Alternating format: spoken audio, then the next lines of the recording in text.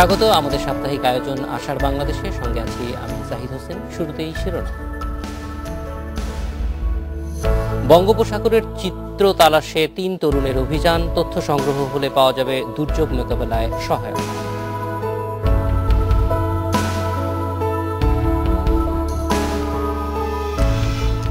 প্রথমবারের মতো টিকার তালিকায় যোগ হলো রুবেলা, নিতে পারবে ৯ মাস থেকে ১৫ বছর বয়সী ছেলেমেয়েরা।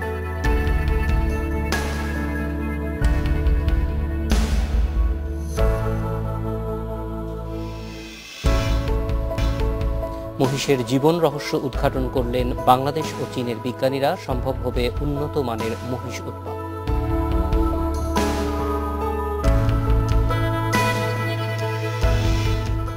বাংলাদেশের বিস্তৃত উপকূল জুড়ে ছুঁয়ে আছে নীল জলরাশির বঙ্গোপসাগর। এরই মধ্যে জলবায়ু পরিবর্তন, যথেচ্ছ মাছ ধরা, সামুদ্রিক পানি ও উদ্ভিদের বসতি নষ্ট হওয়ায় প্রতিক্রিয়া দেখা দিচ্ছে সাগরে। সেই চিত্র তালাশে বঙ্গোপসাগরের ডুব সাঁতারে নেমেছেন expert scuba diver SM Atiqur Rahman, আলোকচিত্রী শরীফ সারোয়ার এবং মোহাম্মদ আরজু। সারা বিশ্বেই ফুঁসে উঠছে সাগর, ব্যতিক্রম নয় আমাদের বঙ্গোপসাগরও। বৈশ্বিক উষ্ণায়ন সহ মানুষ সৃষ্ট নানা কারণে পরিবেশ ও বাস্তু সংস্থান নষ্ট হওয়ায় পাল্টে যাচ্ছে সমুদ্রের আচরণ। সাগরতলের রহস্যময় জগৎ নিয়ে প্রথমবারের মতো কাজ হচ্ছে আমাদের দেশে। এখন পর্যন্ত যে তথ্য আছে তাতে করে সমুদ্রের 100 ভাগের 5 ভাগ জায়গা মানুষ এখন এক্সপ্লোর করতে পারেনি। অনেক আয়োজন সারা দুনিয়া জুড়ে সমুদ্র গবেষণা করার জন্য, ডকুমেন্টেশন করার জন্য, রিসোর্স ম্যানেজমেন্ট করার জন্য অনেক আয়োজন। আর আমাদের এখানে কোনো আয়োজন, আক্ষরিক অর্থে কোনো আয়োজন নেই। তবে এ অভিযান শুধু শখের বশে নয়, এর মধ্য দিয়ে উঠে আসবে সমুদ্রের ভূস্থলের উপরিভাগের জীববৈচিত্র্যের নানা তথ্য। সামুদ্রিক প্রাণী, প্রবাল, শৈবাল আছে, এগুলোর আমরা ডকুমেন্টেশন করতে চাই। এবং ওভার ফিশিং, তারপর যে habitat destruction, pollution, ocean climate change, তারপর প্রিডেটর লস, এইসব যে কারণ সামুদ্রিক পরিবেশের অবনতির কারণে, এটা কি ধরনের প্রভাব ফেলছে এই প্রজাতিগুলোর উপরে, সেটা আমরা তুলে আনতে চাই। মার্চ থেকে শুরু হবে সাগরতলের রহস্য অনুসন্ধানের কাজ। এসব তথ্য সঠিকভাবে সংগৃহীত হলে সহায়তা পাওয়া যাবে দুর্যোগ মোকাবেলায়। তথ্য থাকে তাহলে এরপর ব্যবস্থাপনা করা, ওভারফিশিং বন্ধ করা, সমুদ্র সম্পদের টেকসই ব্যবহার করা, এইগুলোর জন্য তথ্যটা থাকা লাগবে। এই কাজে সবচেয়ে বেশি প্রয়োজন পৃষ্ঠপোষকতার। দেশের জন্য বিষয়টি নতুন হলেও কাজটি সুফল বয়ে আনবে বলে মনে করছে এর স্বেচ্ছাসেবক কর্মীরা। প্রতীক আকবর, ইন্ডিপেন্ডেন্ট নিউজ। এ বিষয়ে কথা বলতে আজ আমাদের স্টুডিওতে আছেন নেটওয়ার্ক ইন্টারগ্রেস নেটওয়ার্কের নির্বাহী পরিচালক মোহাম্মদ আরজু এবং আলোকচিত্রী শরীফ সারোয়ার। আপনাদের দুজনকে স্বাগত। আমরা প্রথমে আরজু আপনার কাছে জানতে চাইব যে এই যে আপনি বললেন যে আমরা দেখলাম যে তথ্য সংগ্রহ, সাগরতলের তথ্য সংগ্রহ, এই তথ্য সংগ্রহটার গুরুত্বটা কি? এই তথ্য সংগ্রহটার মূল যে গুরুত্বের জায়গাটা, সেটা যে আমাদের এখানে বিশেষ করে আমাদের অর্থনৈতিক যে সমুদ্র সীমা, এর মধ্যে আমাদের কি ধরনের প্রাণ আছে, সেটা মাছ, প্রবাল বা শৈবাল বা অন্যান্য যে কোনো ধরনের প্রাণ, এটা যদি আমাদের জানা না থাকে তাহলে আমরা কিন্তু এটা ব্যবস্থাপনা করতে পারবো না। ফলে প্রথমত আমাদের বিস্তারিত ডকুমেন্টেশন দরকার, সেটা স্থিরচিত্র, ভিডিও এবং তথ্য। এরপর আমরা বলতে পারবো যে এটাকে টেকসই ব্যবহারের লক্ষ্যে কি ধরনের ব্যবস্থাপনা দরকার। তথ্য না থাকলে সেটা বলা সম্ভব নয়। আপনারা যে এই যে উদ্যোগটা নিয়েছেন, এই উদ্যোগটা কি নিজেদের মাধ্যমে উদ্যোগ নেয়া নাকি কোনো প্রাতিষ্ঠানিক সংযুক্ততা আছে কারো? এটা প্রথমত আমাদের নিজেদের উদ্যোগ। শরীফ সারোয়ার, উনি আন্ডার ওয়াটার আলোকচিত্রী, আমাদের এখানে সম্ভবত এই দেশে উনি প্রথম কাজ শুরু করেছেন, কারণ এর আগে এই ধরনের কোনো ট্রেস আমরা করতে পারিনি যে কেউ বঙ্গোপসাগরে আন্ডার ওয়াটার ফটোগ্রাফি করেছেন কিনা। তারপর ওনার সাথে আমার পরিচয় বছর দেড়েক আগে। ওনার কাছ থেকে মূলত উৎসাহিত হয়ে একটা বড় প্রকল্প আকারে নিজেদের সামর্থ্যের মধ্যে যতটুকু হয়, নিজেদের আর্থিক সামর্থ্য এবং অন্যান্য সামর্থ্য। এটা কোনো বাইরের কোনো প্রজেক্টের আওতায় নিচ্ছেন নাকি নিজেদেরই উদ্যোগে? এখন পর্যন্ত আমাদের বাইরের কোনো প্রজেক্টের আওতায় এটা নেই। তবে একটা আন্তর্জাতিক পরিবেশবাদী সংগঠন, ওনারা এই ব্যাপারে খুব আগ্রহ প্রকাশ করেছেন, IUCN। তো ওনাদের যে এখানে কান্ট্রি ডিরেক্টর আছেন ইস্তিয়াক স্যার, ওনার সাথে আমার কথা বলার সুযোগ হয়েছে। ওনারা ব্যাপারটাকে এগিয়ে নিতে চান, সেক্ষেত্রে আমরা ওনাদের সাথে কাজ করব বলে আমরা আশাবাদী। আপনারা ডকুমেন্টেশন যেসব তথ্য সংগ্রহ করছেন সেগুলি সংরক্ষণ করছেন কিভাবে? এখন পর্যন্ত আমরা 1.5 বছর ধরে কাজটা করছি। তো ভিডিও এবং স্থির চিত্র, আইডেন্টিফিকেশন এবং অন্যান্য বিস্তারিত প্রামাণ্য আকারে এটাকে প্রস্তুত করার দিকে আমরা পরে যাব। এখন পর্যন্ত এটা হচ্ছে ভিডিও এবং ইমেজ ফাইল এবং টেক্সট ফাইল আকারে আমরা এটাকে সংগ্রহ করছি। এটা কম্পিউটারে সংরক্ষণ করা হচ্ছে। তো এই কাজটা কিভাবে করছেন আপনারা? 3 জনে মিলে কি একটা নির্দিষ্ট সময়ে সমুদ্রে থাকছেন? আমরা গত 1.5 বছরে বা এর আগে শরীফ ভাই যখন শুরু করেছিলেন, আমরা অধিকাংশ সময় হচ্ছে যতক্ষণ হচ্ছে পানিতে ভিজিবিলিটি থাকে, মানে হচ্ছে আমাদের এখানে অক্টোবর থেকে মার্চ পর্যন্ত সাগরে ভিজিবিলিটি ভালো থাকে, অনেক দূরে দেখা যায়, আন্ডার ওয়াটার কাজ করতে সুবিধা হয়। ওই সময়টাতে আমরা পুরোটাই হচ্ছে বঙ্গোপসাগরে ছিলাম। সেন্ট মার্টিনকে কেন্দ্র করে দক্ষিণে দক্ষিণ পশ্চিমে আমরা হচ্ছে বোট নিয়ে নিজেরা মিলে ডাইভ করে তথ্যটা আমরা নিয়ে আসতেছি, এবং আমরা হচ্ছে এই ফেব্রুয়ারি এবং মার্চ পুরোটাই আমরা ডাইভিং করব এবং তথ্য নিয়ে আসবো। আচ্ছা শরীফ, আপনি তো আন্ডার ওয়াটার ডাইভিং এবং ফটোগ্রাফি করছেন, তো এইটাতে আগ্রহটা পেলেন কিভাবে প্রথমে? আমি যখন 2009-এ চাকরি ছাড়ার পর অবসর বাসায় সময় কাটাইতে ছিলাম, তখন আমার এই ফটোগ্রাফি কিনে ফটোগ্রাফি করব এরকম একটা চিন্তা সবসময় মাথায় থাকে।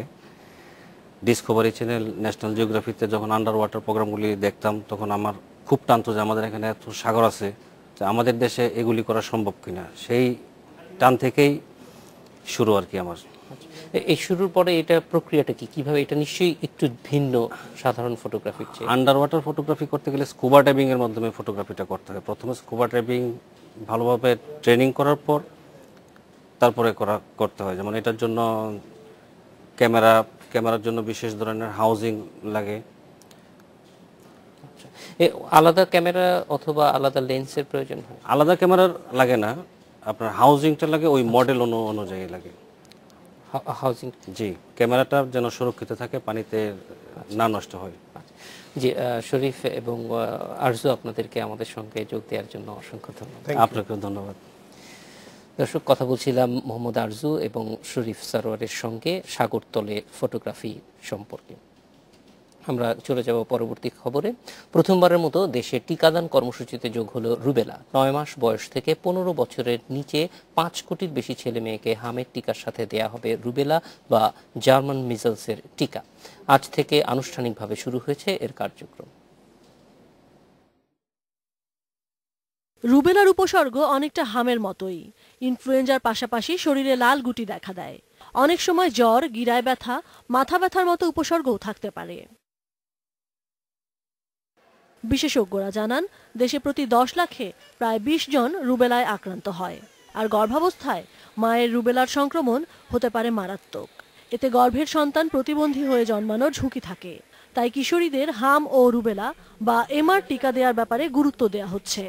15 বছরের অবিবাহিতা, 15 বছরের একটা যদি বিবাহিতা হয় তাহলেও আমরা দেব না।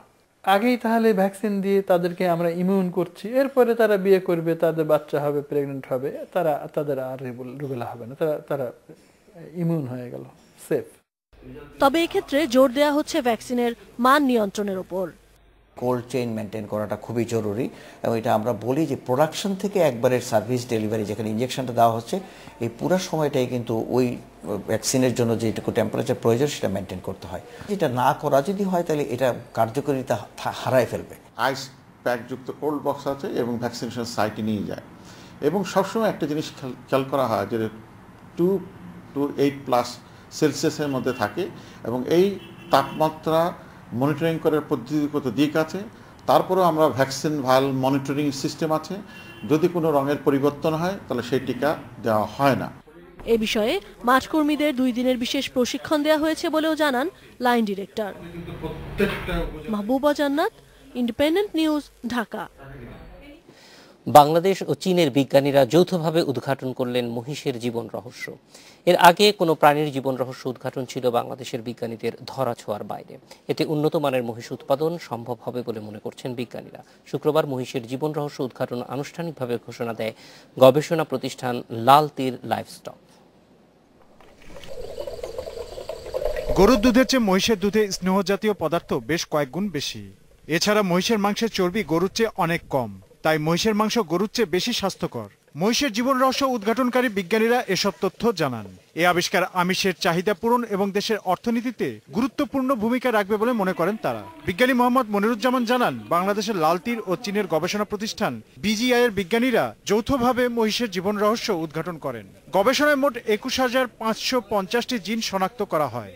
1 কেজি বাফেলো মিল্কে যে পরিমাণ ফ্যাট প্রোটিন পাই, প্রায় 3 কেজি ক্যাটেল মিল্ক থেকে সেই পরিমাণ আমরা ফ্যাট প্রোটিন পাই। তার মানে কি, আমরা যদি বাফেলোকে একটু ইমপ্রুভ করতে পারি, ইভেন মিট অথবা মিল্ক, সেটা আমাদের প্রোডাকশনে যে লার্জ একটা ইম্প্যাক্ট আসছে। আর বাফেলো যেহেতু আমাদের অরিজিন, সেহেতু এর ক্লাইমেটিক ইফেক্টটা আমাদের ক্ষেত্রে কম হবে, যার জন্য আমরা দেশের প্রোটিন, আপনারা হয়তো সবাই জানেন যে আমার। তবে জীবন রহস্য উদ্ঘাটনের ফলাফল পেতে আরো 3-4 বছর লাগবে। কনভেনশনাল ব্রিডিং আমাদের চলতেছে আমাদের ফার্মে, স্যার বলেছেন, হয়তো শুনেছেন, আমাদের ফার্মটা হলো ভালুকাতে। আমরা ওই ব্রিডিংকে এমফেসাইজ করার জন্য আমরা আমাদের মলিকুলার ব্রিডিংয়ের দিকে যাইতে চাই। এটা কিন্তু শুধু আমাদের দেশের সায়েন্টিস্টদের ইয়ে করবে না আর কি, এটা টোটাল ওয়ার্ল্ড সায়েন্টিস্ট যারা বাফেলো নিয়ে কাজ করতেছে, অ্যানিম্যাল নিয়ে কাজ করতেছে, তাদের জন্য একটা ডোর ওপেন হয়ে গেল।